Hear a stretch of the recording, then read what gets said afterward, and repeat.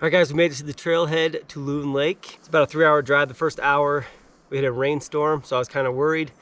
But as you can tell, it is cleared up and it is beautiful right now. Loon Lake is a 10-mile loop. I've been excited to do this one for a while. There is an old crash site of a B-23 bomber jet that is still there to this day. I heard it's kind of a pain in the butt to get to, but we will see. All right, I'm gonna grab my pack and we'll hit the trail.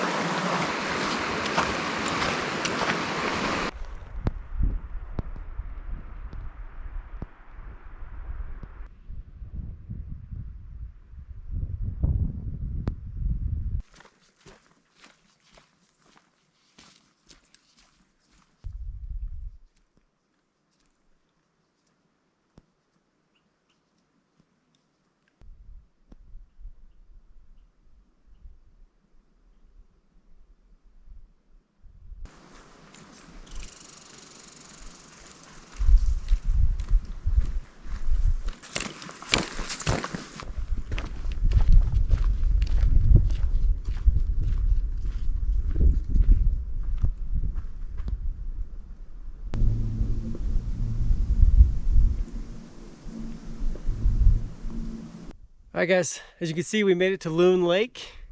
It was a 6-mile trek in. It was actually a nice little walk through the woods. I think there was maybe a mile and a half where it was a steady incline, even a little switchback, but other than that, pretty smooth. So now we are going to find a spot, quickly set up camp, maybe have some lunch, and then go look for the plane crash site, which is right behind me on the south end of the lake. All right, camp set up. We had lunch. Now we are off to go find the plane crash site. Let's do this.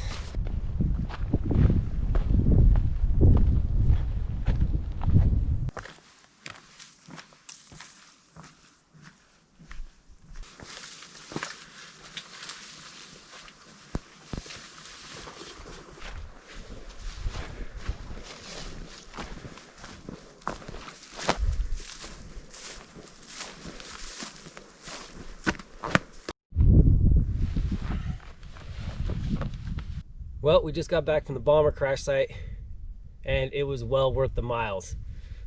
That place is a lot of history and was amazing to see. First off, I want to say I would recommend taking the Duck Lake Trail, which takes you to the right side of the lake. A little bit well-maintained trail, dry, a little bit more inclined. We went the opposite way, which is where my map had us go. And there was a trail to begin with, and then you just end up losing it.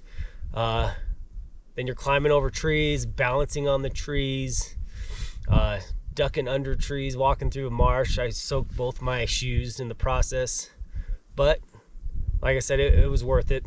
So a little bit history on the bomber. It is a Douglas B-23 Dragon bomber. It crashed in 1943 with 8 men aboard, and surprisingly all 8 of them survived. They got blindsided by a giant winter storm.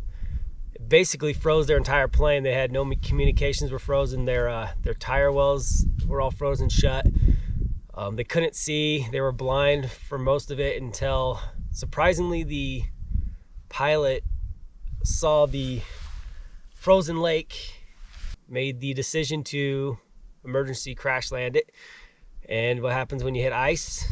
You slide. So they hit the middle of the lake, they slid, I think it was 150 feet through the tree line, which the trees ended up ripping off both of the wings, stopping in its final resting place. They ended up surviving, huddling in the cockpit, living off some chocolate rations, a squirrel, even a woodpecker. A backcountry pilot spotted them and ended up coming down, making emergency landings and picking them up. Very cool story, very cool history. Recommend coming up here. All right, guys, enjoy the rest of the footage from the crash site and Loon Lake here.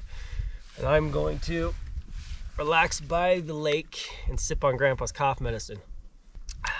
Hope you guys enjoyed the video. And like always, I'll catch you on the next Gren's adventure.